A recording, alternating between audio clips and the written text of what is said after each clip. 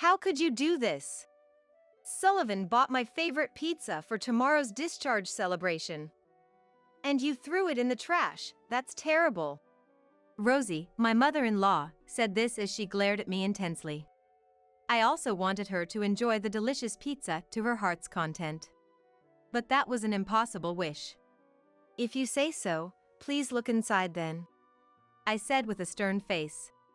Rosie looked at me curiously and then slowly opened the box. Right after, Rosie's body started to tremble. My name is Cindy. I'm a 35-year-old office worker. I met my husband Sullivan through a friend's introduction, and we've been married for 2 years. Both Sullivan and I love our jobs, and after discussing it together, we chose not to have children. Friends with children had sometimes worried about the pressure from the mother-in-law. But to me, that concern seemed unnecessary. Of course, there's a reason for that. The apartment we live in is about a 15-minute drive from my in-laws' house. Rosie lives there alone since her husband passed away 5 years ago due to illness. When I first met Rosie, I told her, I want to continue working even after getting married. Rosie really liked that about me. It's wonderful to be an independent woman. Oh, I'm relieved. I was a bit worried Sullivan might become just an ATM. I'm glad he married someone so capable, she said with a beautiful smile. I quickly grew fond of Rosie, who was talkative and cheerful. My husband and I moved to our current home a year ago. It was a quick decision based on location and rent because we were busy with work. Because of that. Hey, Cindy. This faucet is old, shall we talk to the real estate agent about it? Sullivan suggested to me, pointing at the dripping faucet. Oh, that. I'll contact Mariah about it. Oh. Sorry, I have to go early this morning. I'm leaving now. Mariah is a friend from my university days. I coincidentally met her working at a real estate agency, and she was very helpful in our search for a place. She seemed uninterested in marriage, enjoying her single life. Since reuniting, Mariah and I would have lunch during breaks, and sometimes Sullivan would join us at a pub after work. I loved those times, but Sullivan started coming home late more often as he became responsible for training new employees. Recently, you have been working a lot of overtime, I remarked, to which Sullivan sighed. There's this new employee, Emily. She's slow to catch on, and it's been tough. That sounds hard, I replied while we continued our peaceful married life. Then, we received news that Rosie had been involved in a traffic accident and was hospitalized. Rushing to the hospital, we found her lying in the bed, looking pained. I was walking home from shopping when a car suddenly crashed into me. Can you believe it? And now I have to stay in the hospital for a month. Oh no. Tomorrow was supposed to be my monthly pizza day, Rosie lamented. She had been looking forward to her monthly pizza outing with friends at a local pizzeria. Despite having a broken arm and leg, she seemed in good spirits, which was a relief to us. As Sullivan was busy with work, I made sure to visit Rosie as often as I could. However, she would become gloomy during meals. It's no use, I can't taste anything, she said, apparently having lost her sense of taste and smell due to the accident. But the doctor said it might be temporary. I tried to cheer her up, and she smiled. Right. I hope it gets better before I'm discharged. I want to enjoy pizza again. We laughed together at her playful remark. I kept Sullivan updated on her condition. But my frustration peaked as he continued to use work as an excuse not to visit her. Hey! I get you're busy with work, but this is too much, isn't it? It's not even a busy season at your company, right? I questioned, bewildered. He sighed deeply. Like I've said before, it's tough training the new employee, Emily. Don't make me repeat myself, I countered. It's been half a year since you started training her? If Emily is that incompetent, maybe she's beyond your help. You should talk to your boss. As I pressed on, Sullivan ruffled his hair. Enough. Don't meddle in other people's business. He then retreated to the bathroom. Other people's business? Knowing he couldn't win the argument, Sullivan always escaped to the bathroom whenever things got inconvenient, waiting until my mood improved. This was one aspect of him I disliked even before we got married. Despite the strained days, I always visited Rosie on my days off. Though her taste hadn't returned, and she often looked disheartened, the news from the doctor that she would be discharged the following week brought her great joy. A few days later, I entered her room as usual and noticed Rosie in high spirits. Just now, Sullivan came to visit and look. He brought me pizza from my favorite place. Seeing Rosie so happy, my face turned pale. I quickly snatched the box from her and threw it into the trash can. Rosie was shocked by my sudden action, but she raised her voice. How could you do that? Sullivan bought my favorite pizza for tomorrow's discharge celebration. And you threw it in the trash. That's terrible. She glared at me fiercely. But you can't eat this, not this one. I insisted. Just give it back to me, Rosie demanded. If you insist, please look inside, I said, and she slowly opened the box. I had a story to tell her. After I finished, her body began to tremble. The next day, I went to a certain place. What are you doing here? I saw several men and women standing in front of me. One of them, noticing me, exclaimed, What? In a barely audible voice, he started. But why? I mean, yesterday. I confronted him. Did you think I knew nothing? What are you planning to do with your family home, Rosie's house? As I raised my voice, Rosie, standing next to me. Answer me, Sullivan, she shouted. The truth is, I had lied to Sullivan the day before. Rosie was supposed to be discharged tomorrow, but she got terrible food poisoning. The hospital just called to say her discharge is postponed. Did she eat something strange? I'm worried. Hearing my words, that's terrible. Well, she gets to rest a bit more in the hospital, huh? Sullivan replied, seemingly pleased. That's when I became certain. By the way, did you properly take out that pizza from the fridge for this morning's trash? Sullivan sometimes brought home gifts like snacks from clients. About a week ago, I found a large box in the fridge.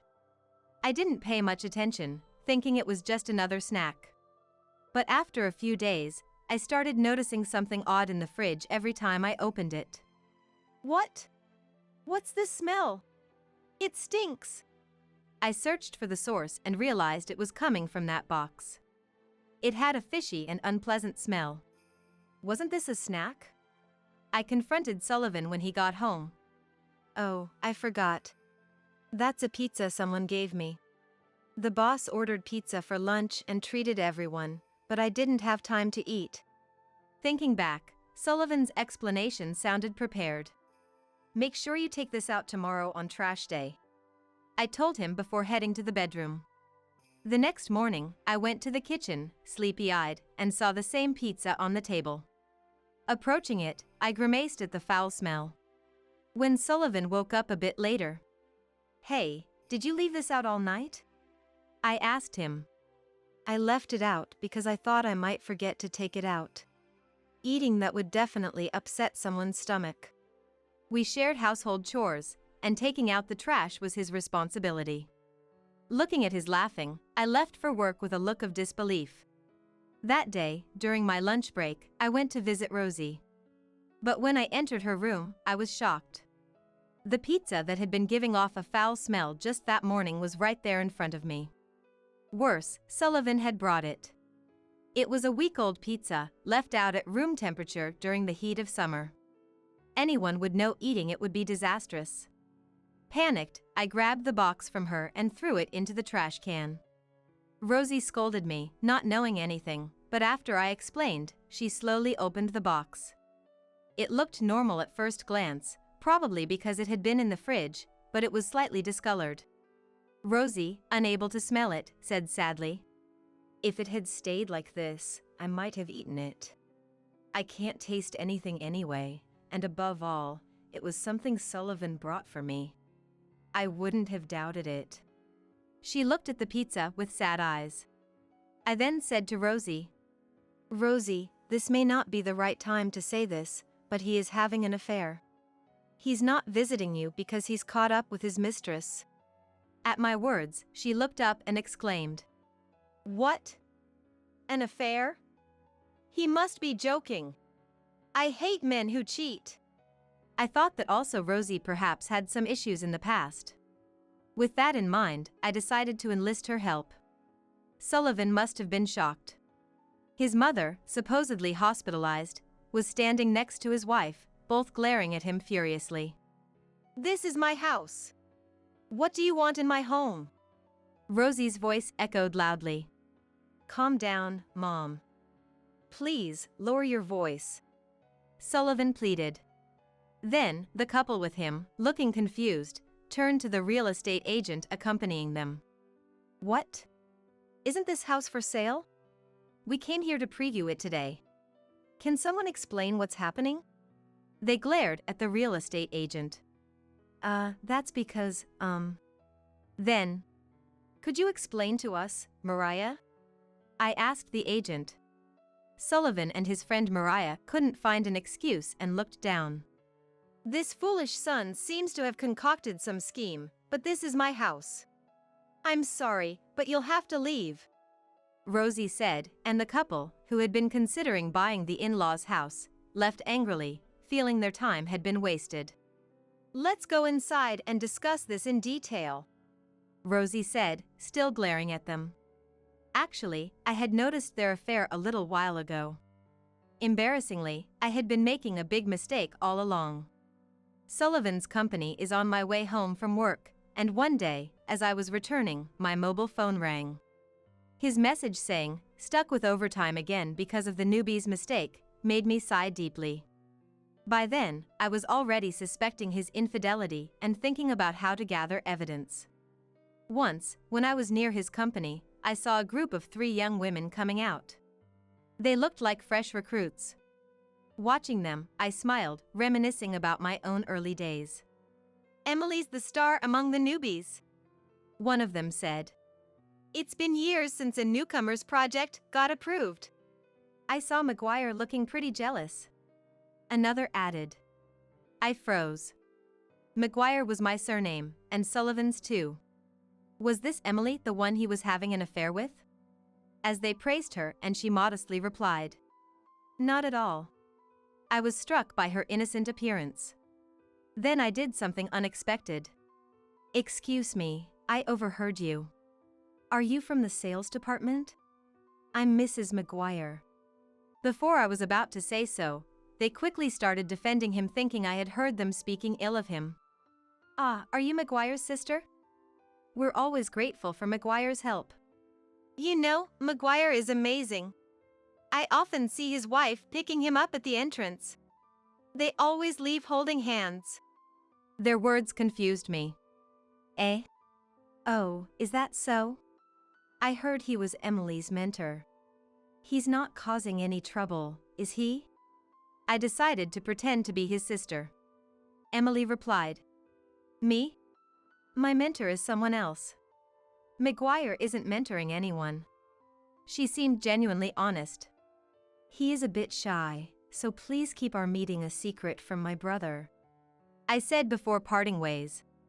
What was he doing? Who was he cheating with? Unforgivable. Unable to investigate myself due to work, I hired a detective.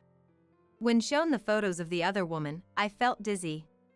It was Mariah, my friend, not some stranger. There were photos of her and Sullivan arm in arm entering a hotel, and others of them at what looked like Mariah's place. They were meeting almost daily. My love for Sullivan vanished. In Rosie's house, facing the 2 sullen figures, I said, So, it's troublesome if Rosie gets discharged with the house viewing planned, huh? And to think you tried to feed her old pizza. Are you insane? You could have endangered her life. I ranted, and Mariah, crying, pleaded. Don't blame him. It's my fault. I fell for him. He's not to blame. Sullivan gently comforted her. What am I even witnessing here? Yeah, Mariah. It's your fault. I heard about your bad reputation. You wouldn't have been interested if he wasn't my husband. Mariah, who had been crying, suddenly froze. What? What rumors? I told the flustered Mariah. About your multiple divorces and how they were all from stealing friends' husbands, and now you're working at that real estate company to pay off the alimony because your last husband found out about your cheating. I said it with disdain. I heard these stories from a college friend when I first suspected Mariah of being Sullivan's affair partner. In college, her nickname was Crusher. Known for snatching boyfriends but losing interest once she got them. A type of person I could never understand. Sullivan looked genuinely shocked upon hearing about Mariah's multiple divorces, but he said, "Even so, my feelings haven't changed. We truly love each other. I'm sorry for trying to sell the house secretly. It was her idea, to pay you alimony when we divorce." Was my husband always this foolish? His naivety gave me chills. He turned to Rosie. "Mom, let's sell the house. It's not a bad deal. I was going to convince you once we found a buyer. I thought you'd give it to me as a living inheritance. Please." Rosie, trembling with anger, yelled. Like father, like son, both no goods. You saw how much I suffered when Dad cheated. How can you do something so terrible? She hit him with her crutch, furious. I wanted to laugh at the sight but held back. Eventually, Sullivan and I divorced. I slammed him and Mariah with all the evidence and demanded compensation from both. Mariah's request to lower the amount because we were friends was laughable. Friendship discount on alimony? Are you stupid? Should I double it instead? I couldn't understand nor wanted to understand her twisted logic. Furthermore, I heard that Mariah got into legal trouble at her company for trying to sell properties illicitly and was sued. Burdened with debt and facing a difficult time, she was rumored to be in a bad state. Of course, she was fired from her company. Serves her right. And as expected, Sullivan was dumped the moment we divorced. He even came begging for reconciliation, waiting for me at my workplace. Before consulting the police, I went somewhere. "I'm sorry to intrude. I regret to inform you that I've divorced. I felt I owed you the news since you've been so supportive." I visited Sullivan's company to report the divorce to the executive vice president who had spoken at our wedding. Shockingly, Sullivan hadn't reported our divorce and was still wearing our wedding ring. Of course, mine was no longer on my finger. Sullivan stood there, mouth agape, unable to say a word. Emily and her friends realized. So, she wasn't his sister? Wow. McGuire is so toast. They laughed at the situation. A few months later, he relegated to a depopulated area. I hope he never returns. If he does show up again, I'll go straight to the police. I've been in occasional contact with Rosie since then. Thankfully, her sense of taste and smell fully recovered without any lingering effects.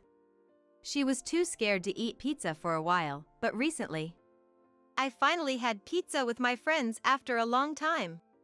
She happily told me. As for me, I'm still dedicated to my work. Frankly, I've had enough of marriage for now, so I'm studying for qualifications to advance my career. My current goal is to eventually move back to my hometown and buy a spacious house to live with my parents. I thought Jonathan and I were doing well as a couple. At the beginning of our marriage, I believed he was a kind person. However, things started to get weird last year after Jonathan changed jobs and we moved to his hometown. Jonathan suddenly became eager to visit his parents' house. Whenever we had no plans on our day off, "Let's go to my house," he would suggest. Jonathan would say my house instead of my parents' house, which made it seem like his real home was there, and I didn't like that feeling. I hadn't realized he was so attached to his parents' home, and I felt deceived. In fact, when we were moving, Jonathan hinted at wanting to live together with them, but I firmly opposed to it. Currently living at the in-laws are my mother-in-law Caroline and my sister-in-law Diana, just the two of them. My father-in-law had passed away before we got married. Caroline, a craft teacher who runs classes from her home, is quite independent. Always wearing clothes she made herself, commanding a presence. She's well known in the neighborhood, often referred to as teacher by locals. Their house is spacious, almost mansion-like. And as for Diana, she's actually a returnee, having recently divorced and moved back home. It seems she helps out with Caroline's craft classes.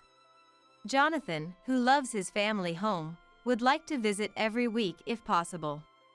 I'm begging you, not every week, I pleaded. While Jonathan might find his family home refreshing, I certainly do not. It's just stressful. Although I understand Caroline's profession is being a teacher, her domineering attitude even outside of work is suffocating. It was strange how she insisted on being called teacher by everyone, not just her students. But that's beside the point. The real issue is Caroline's attitude towards me. As a craft instructor, I expected her to be strict, but her fixed ideas about how a wife should be were too much. The first time I visited, I got scolded for not tying up my hair. I don't usually tie my hair up at home, so the scolding came as a surprise. Her first words were, "Are you here as a guest?" Though I was reluctant, I apologized and tied my hair with an elastic band Caroline gave me. Then from there, it was hell. Even though I tied my hair, I was clueless about what to do in my first visit to the in-laws. "Is there anything I can help with?" I asked Caroline. "Can't you do anything without being told?" And she snapped, telling me to think for myself. I'm aware I'm slow and not very proactive, so it's not entirely Caroline's fault. But it's really troubling when I'm told to think for myself when I'm asking because I don't know. So, I tried vacuuming the living room and then, "Are you suggesting our floor is dirty?" she yelled. Then, seeing some dishes in the sink, I thought I'd wash them, but "Don't just barge into someone's kitchen like that. It's rude," she screamed. At this point, I was completely lost. Maybe Caroline just wanted to complain about something. No matter what I did, I got scolded, and I was at my wit's end. Meanwhile, Jonathan was lounging on the sofa, watching TV, and laughing with Diana. What's with this difference? Diana, despite helping out with Caroline's classes, is practically unemployed. Why am I the only one being put to work? The most shocking was dinner at the in-laws. "Let's order the usual steak tonight," Caroline suggested in a good mood. There's a fancy steakhouse nearby that they order from monthly. The steak from there is the best. Jonathan agreed happily. Oh, so it's that good. I was looking forward to it too. When the doorbell rang and the delivery person appeared. "Maya, can you pay for the steak?" Caroline said, handing me the money. I did as told, went to the door, paid, and received the steak. As I was carrying the steak to the living room, "Something's off." I noticed something strange. There are only 3 steaks. At my in-laws' house, there are 4 adults, Caroline, Diana, Jonathan, and me. We're 1 short. I immediately went to Caroline. The delivery person must have made a mistake. There are only 3 steaks. And reported. Then Caroline. "That's correct. It's 3 orders, right?" "Huh? I didn't include you." "What? You can't even manage household chores properly, so practically you're a stranger, right? You don't deserve to eat our favorite steak," she said with a calm face. I was shocked. Can such a thing really happen? I looked at Jonathan, hoping he would say something to Caroline. But Jonathan seemed unfazed. It's been a while since we've had steak here. Looks delicious. Saying with a smile. Ignoring me standing there dumbfounded, the three of them quickly set the table with steak, knives, and forks, and poured wine for a toast. They started eating the steak with relish. What are you doing, Maya? Sit down since we're all eating, Caroline said. How am I supposed to sit down when I don't even have anything to eat? Looking at the table, there was a glass of water placed at what seemed to be my spot. I was so shocked and frustrated, I couldn't swallow a thing. When I got home that day, I immediately complained to Jonathan. I don't want to go to your parents' house anymore. Why? Jonathan was surprised, but I was the one who should be. I told Jonathan that all I do at his parents' house is get bossed around. I don't know what to do, and I'm not even allowed to eat steak. Then Jonathan, it must have been because it was your first time, you didn't know how things worked. It's okay, you'll get used to it. You'll be able to eat steak next time, maybe, he said with an eerie smile. I didn't feel a hint of kindness or sincerity from Jonathan. And sure enough, I was invited to another meal, which felt more like a torment session, the next month and the month after. They would always order 3 portions of the usual fancy steak and only give me water. Jonathan is quite nice when it's just the two of us, but in front of Caroline and Diana, he just goes along with them. There's such a thing as too much, right? But I had given up. Such cruel harassment isn't normal, but having it repeated over and over, I might have become numb to it. Then one time, just as the three of them finished their steak as usual, Caroline suddenly said to me, Maya, go pay for the steak. Me? I was astonished. Apparently, the delivery person had been busy during the summer and forgot to collect the payment. The owner of the fancy steakhouse said it was okay to pay next time. But Caroline, worried about appearances, didn't like the idea of not paying. So she told me to hurry and pay at the fancy steakhouse. But it's odd to go pay for a steak I didn't even eat. I thought Jonathan or Diana should do it, but both had already drunk alcohol and couldn't drive. Well, drunk or not, it seemed I was going to be the one to go anyway. So, begrudgingly, I drove to the fancy steakhouse as Caroline had said. Little did I know, this would be the beginning of a change in my fate. My first time visiting the family's favorite fancy steakhouse. I was nervous because I heard it was a fancy steakhouse, but as soon as I entered, I was greeted with a cheerful "Welcome" from the owner, which put me at ease. It was close to closing time, so there weren't many customers. I approached the counter a bit nervously. I came to pay the bill, and said in a small voice to the owner. Then,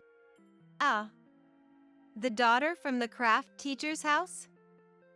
Sorry to have you come all the way here to return it, the owner said loudly. Customers at the checkout turned to look, and I felt a bit embarrassed. Anyway, yes, thank you for always being so kind, I said.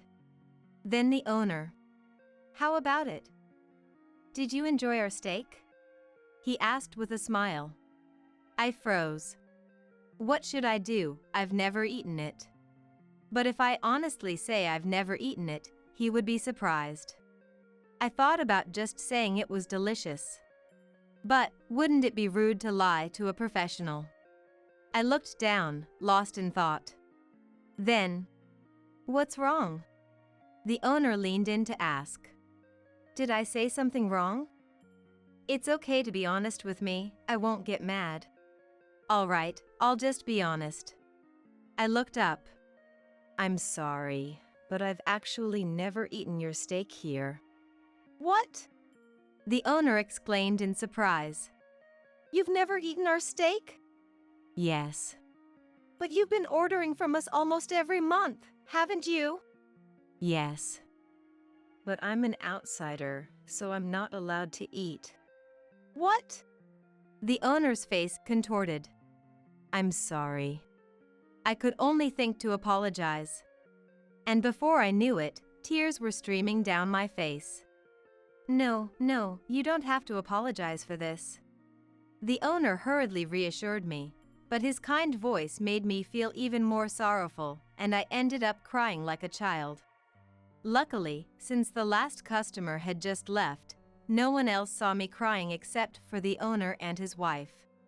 Caroline always ordered 3 portions of the fancy steak, but the owner had always thought it was for Caroline, Jonathan, and me. That's because he didn't know Diana had moved back in. Of course, because Caroline kept her daughter's return a secret from the neighbors. I wondered why you hadn't come to the restaurant to eat lately.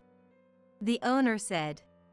Then, to use our steak for harassment, what a terrible person. You've been having a tough time, haven't you? The owner looked at me with concern as he said this, so I told him everything about the harassment I was facing at my in-laws. The owner listened silently with his arms crossed, but I could see his expression growing stern. When I finished, "Leave it to me," the owner said. What does he mean by that? I wondered for a moment. But I was so happy just to have someone listen to me that I didn't ask anything further and thanked him before leaving the store.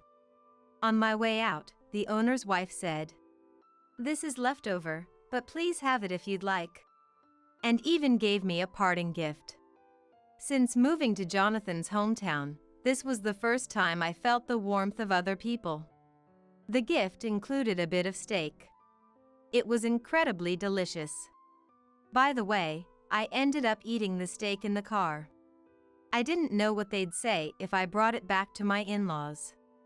When I returned to my in-laws, as expected, Caroline said, "You're quite late. Did you make a detour somewhere?" But I felt so refreshed after venting to the owner that Caroline's snide remarks didn't bother me at all.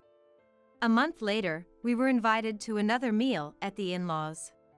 As usual, Caroline said, "Let's order steak today," and began to call the fancy steakhouse.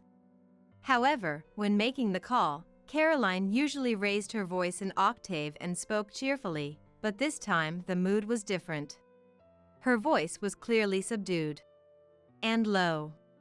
I remembered what happened last month at the fancy steakhouse. The owner, "Leave it to me," had said. Perhaps he was upset about the harassment and refused Caroline's order? But it turned out not to be the case. After hanging up, Caroline said, "It seems the delivery person is off today. They want us to come and eat at the store." Caroline looked perplexed, frowning. Jonathan, "Maybe it's a good idea to go eat there for a change," cheerfully suggested. "But, you know, a lot of neighbors go there," Caroline said. Caroline didn't want the neighbors to see Diana, who had moved back home. But Diana, unconcerned with her parents' feelings, "Let's go, I want to eat at the fancy steakhouse," was all for it. In the end, the 3 of them decided to go eat at the steakhouse, using a private room on the 2nd floor. Of course, I was left out. "Maya, could you take care of the driving?" Ordered by Caroline, I put the 3 of them in the car and headed to the fancy steakhouse. Upon arriving at the steakhouse parking lot, Caroline began to look around worriedly. Then, pushing Diana's back as if to hurry her along, they entered the restaurant. Caroline probably intended to sneak up to a private room on the 2nd floor without being seen by other customers. It seemed somewhat absurd to me that they were so concerned about being seen just to eat steak. Although Caroline told me to pick them up after they finished eating. Coming back again seemed like a hassle, so I decided to wait in the car until they were done. Within 10 minutes, someone tapped on the driver's window. Looking outside, I saw Jonathan standing there. Too soon, could they have already finished eating? Jonathan gestured. "Get out of the car," When I opened the door, Jonathan muttered in an annoyed tone. "The owner told me to bring my wife. Here it comes." I was all excited inside. Not even sure what I was expecting, but feeling like something big was about to happen. As Jonathan led me inside, the place was nearly full, maybe because it was a weekend night. Then, Maya witnessed a surprising scene. Near the entrance at the counter, Caroline and Diana were sitting. Both were hunched over and shrinking. It seemed they hadn't been allowed into the private room upstairs. Surrounded by many customers. In front of Caroline stood the owner, arms crossed. In the midst of publicly scolding them. "How dare someone who doesn't let their daughter-in-law eat steak call themselves a teacher? Aren't you ashamed?" As the owner yelled, the surrounding customers nodded in agreement, saying exactly. "I'm sorry." Caroline's face turned red, and she looked like she was about to cry. I later learned that most of the customers that day were acquaintances of Caroline, including students and associates from her sewing class. The owner's scolding exposed Caroline's harassment and the fact that she was hiding Diana's return. Noticing my arrival, the owner waved me over and had me sit at the counter. In front of me was placed a fancy steak.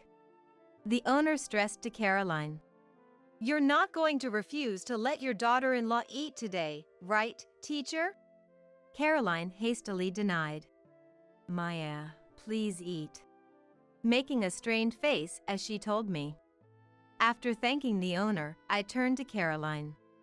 "Thank you for the meal, Caroline," who was looking down next to me, and said with a broad smile. The steak the owner cooked was incredibly delicious.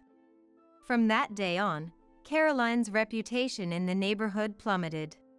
Once a proud teacher, Caroline was now known as an old person who was a vain bully. Naturally, people quickly distanced themselves from Caroline, and her sewing class students significantly decreased. Soon after, Jonathan and I divorced. Though the compensation from the divorce was modest, it was something. Jonathan seemed surprised that I was considering divorce. "I just went along with Mom because I had to," he pleaded tearfully, but it was too late. I didn't want to stay with someone who would laugh while his wife was being harassed. Recording our interactions at the in-laws' house, which proved useful during the divorce, was also thanks to the owner's advice. Owning a fancy steakhouse for many years and hearing various people's stories, the owner had a wealth of knowledge about divorce. Now, I'm relaxing at my parents' home, having found a new job. And I'm planning to move out soon and live on my own. I'm in my late 20s, living alone in a detached house. Although it's a rental house, my parents moved to another state with my brother's family for his job transfer. And the rental offer came to me, who had been living nearby alone. This house has been rented by my family since my grandfather's time. And we have maintained a very good relationship with the landlord through generations. So, when the building became old, we discussed it with the landlord and took care of renovations and maintenance. From the landlord's perspective, and ours as a family, there was a mutual desire for us to live in this house. Additionally, my brother planned to return here in a few years, so it was decided that I would live here in the meantime. A little over a month ago, I moved back to my family home. Right after the move was completed, a crisis erupted at work, resulting in me facing an unexpected marathon of 20 consecutive days of intense work. Setting that aside for the moment, there were nights when I worked through till morning, staying at the company and only returning home to grab a change of clothes. My interactions with the moving boxes were limited to flipping them over and pulling out only what I needed. The landlord, concerned for me, would time my returns home to provide meals and would check in on me from time to time. Then, one exhausting day, "Everyone, I really appreciate it. You can go home now. Please, take it easy today." The department head announced the end of the grueling period. That day, after my night shift ended, I immediately hopped into a taxi and rushed home. Without even taking a shower, I dived into bed and fell asleep as if I had fainted, due to the resolved trouble at work and the accumulated fatigue. I was woken up at 7 a.m. by a stranger's voice. "Excuse me, you can't just sleep in someone else's house." What? What? Who are you? I responded, panicking to the voice shaking me. "And who might you be? To sleep so deeply in someone else's house? We received a report of a break-in, so, can you get up? We need to talk at the station." The man, wearing a police uniform, spoke to me. Someone else's house? But this is my house. What are you talking about? Just get up, will you? The police officer gestured to another female officer nearby to help me up.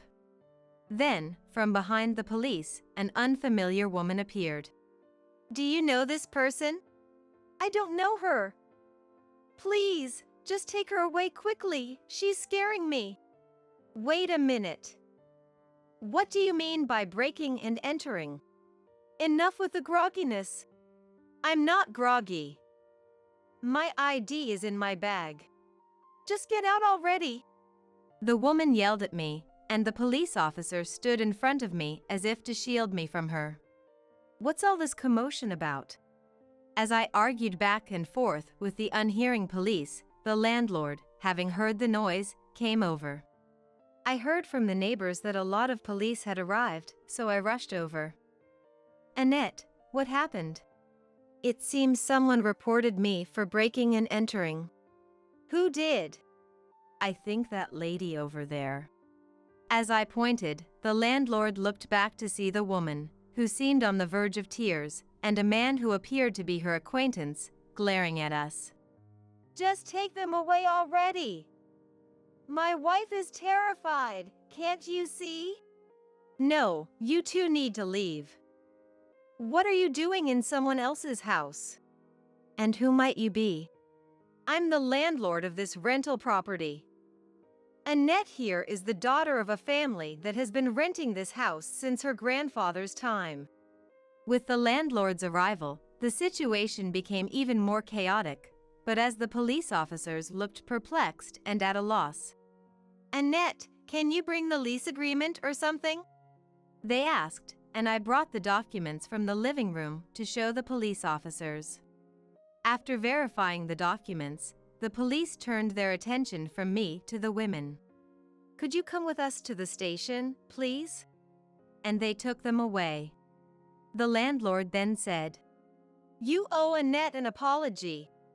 And one of the police officers, albeit reluctantly, apologized to me. Concerned for me. "You were trying to rest. You have work tomorrow, right? Let me take care of things here, why don't you rest up?" the landlord suggested. "Actually, my stretch of hard work has ended. I've taken tomorrow off as well." "Oh, is that so? Well done. Have you eaten yet? We're having a barbecue at my place today, come join us." The landlord's kind words meant a lot, and though I tried to maintain my composure, the sheer absurdity of the events made me not want to be alone, so I gratefully accepted the invitation. The ones who had reported me as a trespasser were a couple living in the next town over, known for their poor behavior, which, as it turns out, was quite infamous. The landlord thought she recognized the face and recalled it while being treated to steak, sharing that the husband of the couple has some distant relative who's a politician or something. And despite their bad behavior, things seem to get smoothed over because of it. For now, I have to go to the police station tomorrow for questioning, so I need to report this to my work. I was actually told to come to the station today because of yesterday's incident. But recalling the attitude of the police officer from yesterday made me irritated, and I didn't want to waste my day off on that, so I absolutely cannot make it today. I refused and managed to have it postponed to tomorrow. It seems that while I was away due to my heavy workload, that couple had started living in our house. As they were being taken away, the woman yelled, "Why do we have to leave our own house?" And seeing this, a neighbor approached me. "Wasn't that person an acquaintance of yours?" Upon further inquiry, it turns out the couple had been claiming to be friends of mine, saying after the husband's company went bankrupt and they lost their home, they decided to parasite in mine for a while. If I had told the landlord about this, the neighbor said, shaking. "Well, the misunderstanding has been cleared up." I laughed off, to which I was told, "It's not just a misunderstanding, they were a pair. You're lucky to be safe, Annette." I then realized how dangerous the situation had been. "Anyways, I'll go to the police station tomorrow to complete various procedures." The couple who reported me as a trespasser, Anselm and Mila, were a notoriously ill-behaved pair from the next town over. Financially strained due to debts and had been wandering after losing their place to live. Finding our house conveniently empty for long hours, they broke a window to enter. When I returned home, they had apparently been hiding to avoid running into me. Since I was staying overnight at work and only home for minutes at a time after the move, I didn't notice things like furniture being moved. I didn't even feel that sense of wrongness. In the end, they were only fined, quickly released due to being first-time offenders. Probably the distant relative who's a politician played a part in this.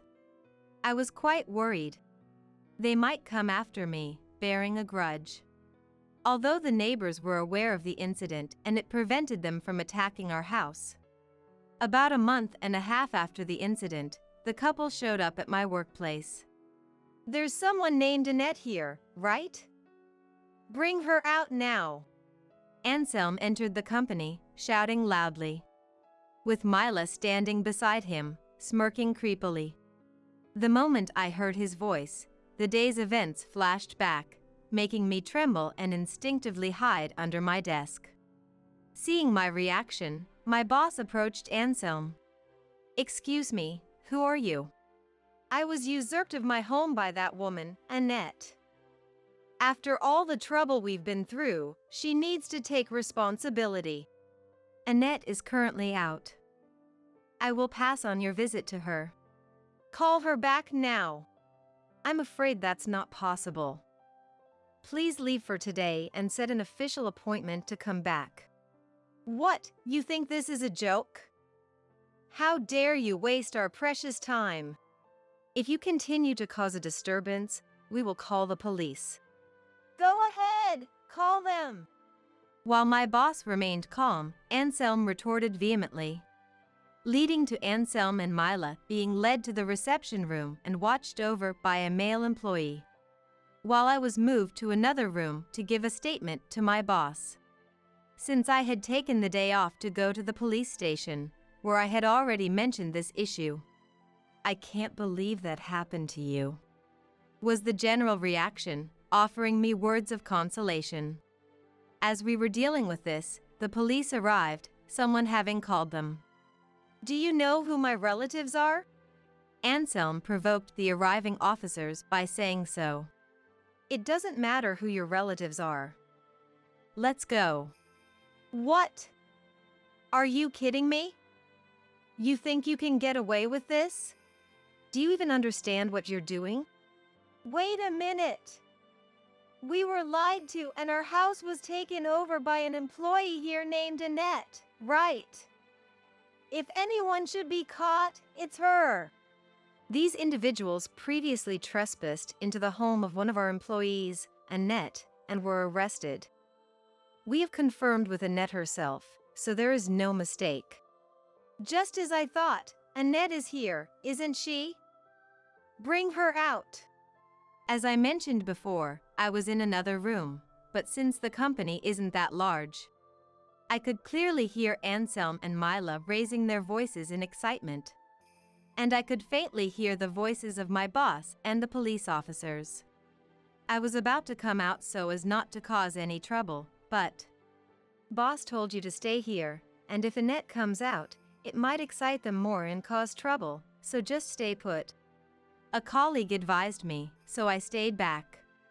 Then the two were taken away again, and a police officer came to the room I was waiting in.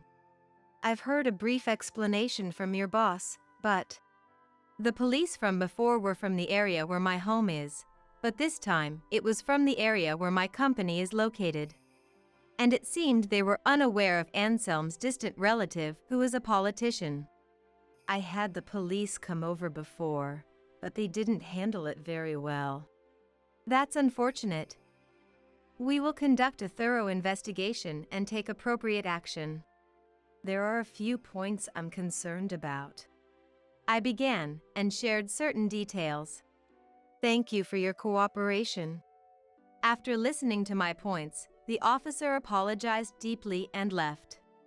The point of concern I mentioned included, firstly, how conveniently they found a house that was vacant for long hours, as indicated earlier. In fact, in the area where I live, there had been frequent incidents recently, such as plant pots in gardens being broken or flyers from businesses asking to buy unwanted items being stuck to fences. And there was a flyer near my door that I didn't know when it had been placed. Putting it all together, it becomes clear why Anselm and his partner chose my home. It seems they were observing how quickly the plant pots in the front yard were cleaned up or how fast flyers stuck at the entrance were removed. Another point was that the two had entered through a window next to the back door of my house, which had been broken. The broken window glass had duct tape on it, and the break was near the lock. Breaking the glass with duct tape applied doesn't make noise when it breaks. I remembered this method from a TV show, and I realized it was the work of someone experienced. Just don't misuse this information, okay? Later, it was discovered that Anselm and Mila had been committing burglaries in the neighboring town and had been getting off lightly or not being charged at all, thanks to police officers who were acquaintances of the politician.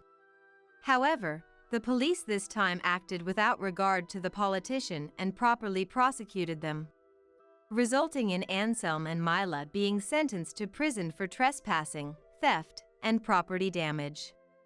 This included cases that were uncovered after I encouraged neighbors who noticed the damage to report to the police. There were also many other crimes they were found guilty of. Of course, the police officers who had overlooked Anselm and Mila's actions were also investigated and punished. As for the politician, he came to apologize to me in person. I am deeply sorry for the inconvenience my relative has caused, said the elderly man who is Anselm's distant relative and a politician, but upon further conversation, it turned out that he was somewhat of a victim as well. Though he said he was acquainted with the politician, in reality, he had almost no actual connection with Anselm, who was a very distant relative and had no direct involvement. However, Anselm continued to act arrogantly using the politician's name, and the involved police officers voluntarily overlooked any issues related to Anselm.